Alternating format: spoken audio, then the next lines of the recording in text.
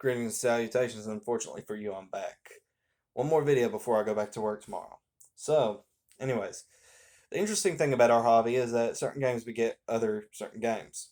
After all, without Swords and Wizardry, we wouldn't have White Box Fantasy Medieval Adventure game. Without Basic Fantasy RPG, we probably wouldn't have Iron Falcon. Without Labyrinth Lord, we wouldn't have some of the crazy, weird early modules of the OSR era that we have, as most of them were made with Labyrinth Lord in mind. It was probably the first and foremost of that group. BX, of course, inspired them all, with the exception of OD&D, which inspired like Swords and Wizardry, White Box, and all that. And then, of course, you have Swords and Wizardry Core, which is kind of like this in between of Basic with White Box. But what happens when Charlie Mason's White Box inspires another game, and that other game is very weird and niche? Well, you get probably one of the more stranger parts of what is in my collection today, and that is, of course, Beneath the Sunken Catacombs by Paul Bantock.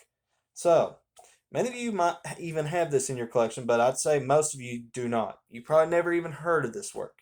And so, today I'm going to be reviewing it. I'm going to be giving it a 5-point scoring system in 5 different categories.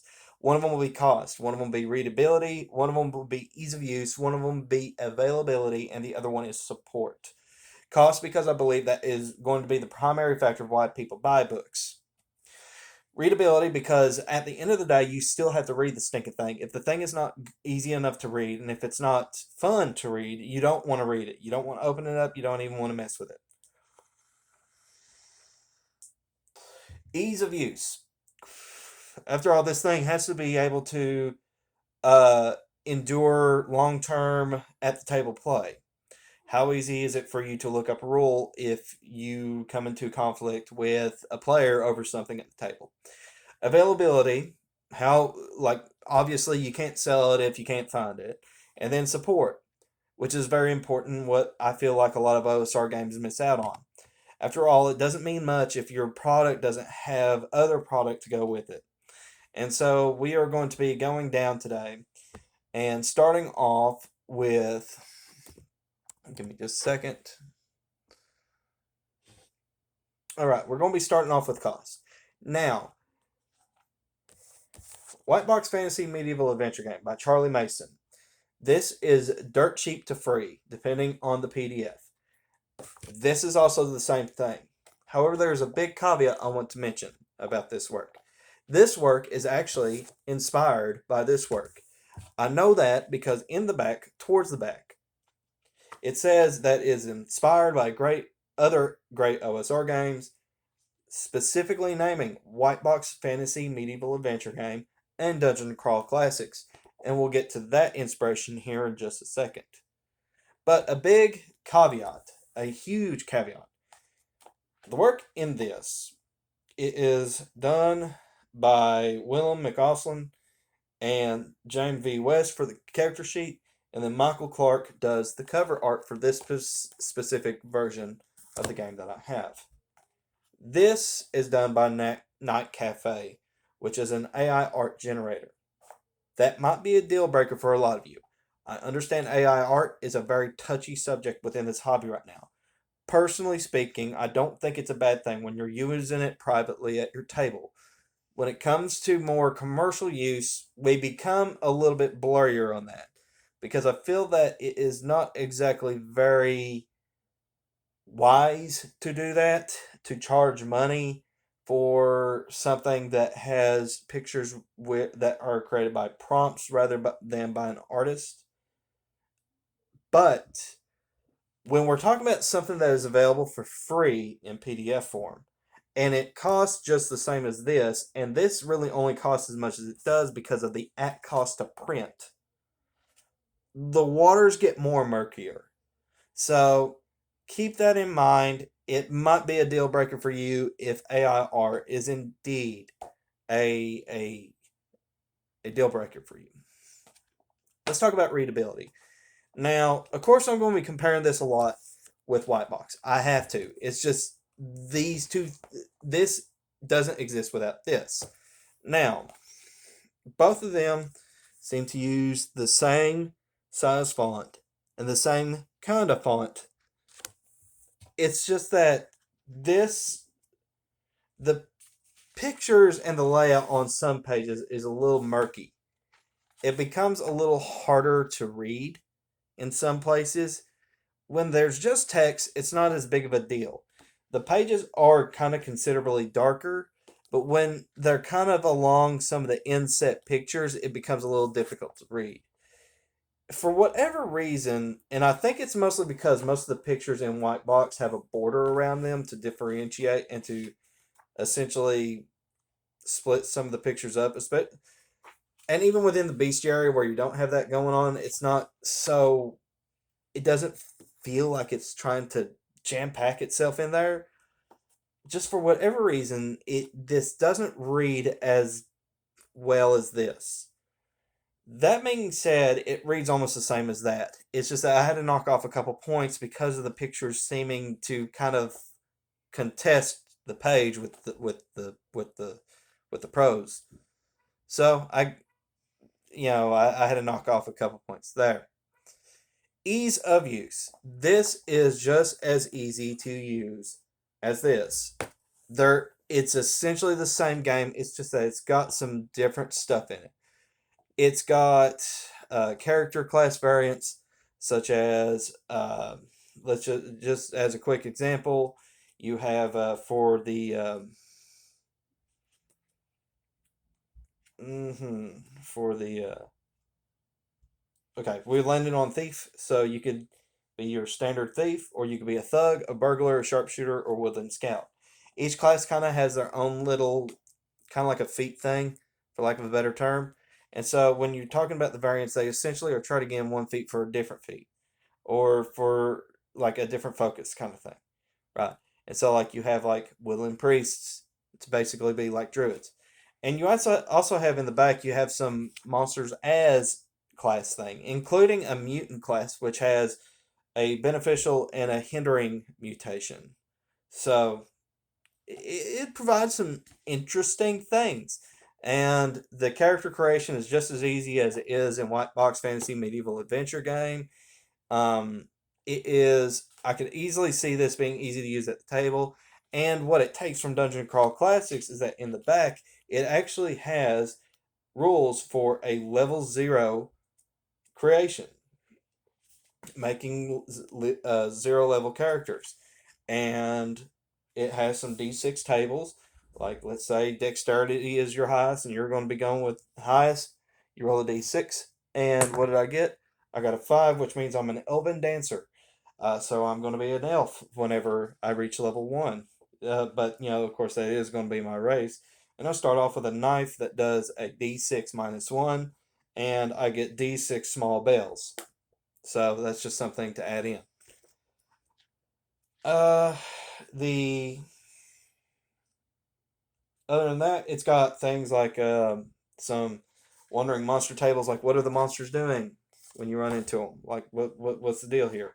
So you have artifacts and treasures. Some of the font gets a little bit small, like especially on these random treasure tables, which is not a problem that I've seen in any other OSR game. Just for whatever reason, some of the font gets smaller in this one, and so that's really kind of why I knocked it off a little bit off that reading score too. But and a little bit off the, it's why I took it off of part of the ease of use thing, because the readability is a factor. It does make the ease of use a little bit harder.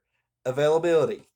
As of right now, this is available on Amazon and it's available on drive-through. Again, you can get the PDF for free, or you can buy this at cost. So, I mean, it's widely available right now. And then finally, support. I gave it the lowest score I possibly could, because at the end of the day, there's nothing that supports this game. In fact, rather, this game supports this. Now, that's not to say that this is a bad game. It's just that if you're somebody that's looking for uh, modules or something that's going to fit totally 100% with this, there's nothing available that I could find. Uh, it's not the same as saying that adventures made for swords and wizardry white box fit with this. That's totally true. You can use this with Swords and Wizardry adventures. I have a hard time seeing you be able to do the same with this in a lot of ways. Because this is kind of a weird old school, new school hybrid thing, there's really not any products that I've seen that support it. This is, of course, it's put out independently, at least to my knowledge. Uh, a lot of this is Creative Commons stuff, and honestly, it just is what it is. Um, this was produced. When did he release this? I can't quite find a date right now, but considering it's, I don't really. There is an open game license in the back. I'm just not sure if this predates the OGL debacle or not. It's kind of hard to tell, but it's all open game content for the most part, from what I could see about the legal documentation in the back. So it's just there's no website that I can find. There's no other materials that this author has put out. I just haven't found anything that supports this game. In fact, it's easier to say that you could support your white box game, supplement it with some of the stuff found in this, rather than the other way around. Otherwise, you're going to be totally homebrew and stuff. Now, that's not a problem for guys like me who like to homebrew, but not everybody likes to homebrew. Some people just want a module to run. They just want to run modules for their friends. I'm afraid you're just kind of out of luck on this thing. And so we're going to get to our final score here in just a second. Okay. And so when I tallied up all the scores, it was a cost of 5 out of 5. It was a readability of 3 out of 5. It was ease of use of 4 out of 5. It was availability of 4 out of 5. And the support was 1 out of 5. Bringing us to a final score of 3.4 out of 5. It is not a bad game. It's not a bad product. It's just not an outstanding product. It's just kind of one of those things that I don't think the hobby is worse without it, but I don't think it's generally better without it. Like I said, any material comes out that you can supplement your games with is great. Like I said, I kind of think if you're putting out a rule set, it should be able to stand on its own in a lot of ways, and it just doesn't. There's no support for it. It reads very murky in a lot of spots. It clashes with a lot of pictures that are in it. It is more fair to say this can supplement this. You can supplement your game with this rather than the other way around. It is honestly just it's I don't regret the purchase. I don't think anybody would regret the purchase. Like I said, the AI art thing might be a problem for you. If it's not, that's where we get into. But if it is going to be a problem, you're probably going to pass on it anyway. And at the same time, we are now in an age of the OSR hobby in which there are a glut of rules. And so it's kind of hard for me to justify the existence of this thing. Although I will say that having rules for a funnel and some rules for monster classes for players at dirt cheap to free, that's never a bad thing. And I think that's really its biggest strength is it comes up with these class variants, comes up with these monster classes, and it has the level 0 meat grinder kind of thing. It also has some examples of towns and dungeon maps and things like that. Something that's sorely missing from a lot of these rule systems. Many of these rule systems do not show you this. They don't have something like this to say, here's what our map looks like. Here's what our town looks like. Here's what our dungeon looks like. Not a lot of people do that anymore. And it's a shame. But be that as it may, that's just the state of the hobby right now. Again, I don't regret my purchase. The problem is I don't see myself using it for very long term campaigns at all. In fact, I see myself more like throwing it on the shelf, forgetting about it, and just bringing it out once every blue moon and taking something from it. It's got some spell variations from it.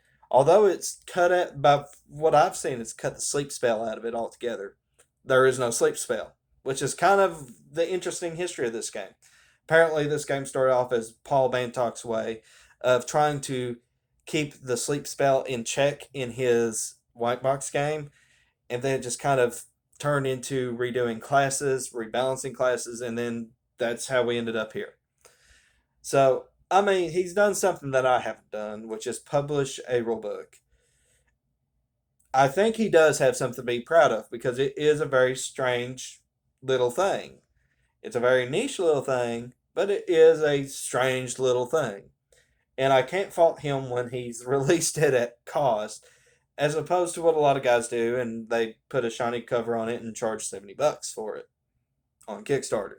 So, but be that as it may, uh, there's that. I've finally talked about probably one of the weirdest parts of my collection. Like I just haven't had a chance to talk about it very much, and there it is. Like I said, you can find it on DriveThru or Amazon. But I'm done rambling. So, as always, guys, take care. God bless, and I'll see you on the other side.